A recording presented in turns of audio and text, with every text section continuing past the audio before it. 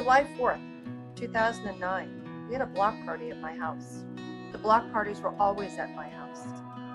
I woke up the following day on July 5th, not knowing what happened the night before and wondering why there were black marks all over my white pants.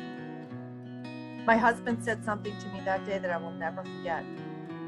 He said, "Kim, you were so drunk last night that you tripped and came within inches of falling into the fire pit." Now, I am no longer married, but I will never forget those words coming from his mouth. It took me 11 days to finally make the phone call that changed my life.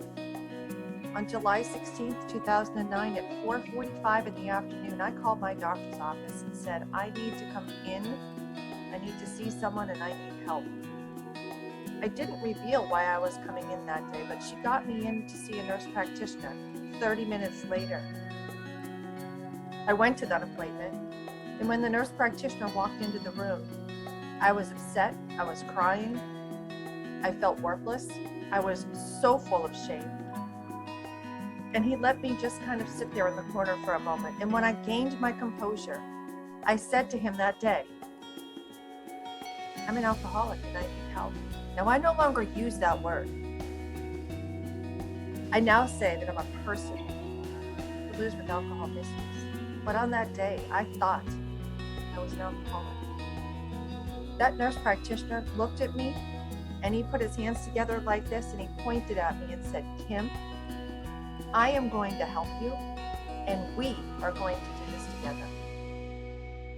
That nurse practitioner created such a safe space for me to speak openly about my alcohol misuse, my depression, my suicidal thoughts and anxiety. There was no judgment in the room that day whatsoever. It was safety, it was true concern, and it was a nurse practitioner who wanted to see me get better. I am so grateful that day that I finally decided to make the call that saved my life and changed the trajectory of my life. That nurse practitioner, he saved me. He allowed me to be who I truly was, and he was able to show me that I was living with a few different co-occurring things that were going on, and he was going to methodically treat each one of them one by one. I committed to my sobriety that day, and I committed to walking through this journey with that nurse practitioner. He saved my life. The safe space that he created that day saved my life. If you yourself are struggling, it is okay to acknowledge when you need help. If you know others who are struggling, please create a safe space for them to say, "I'm not okay and I need help."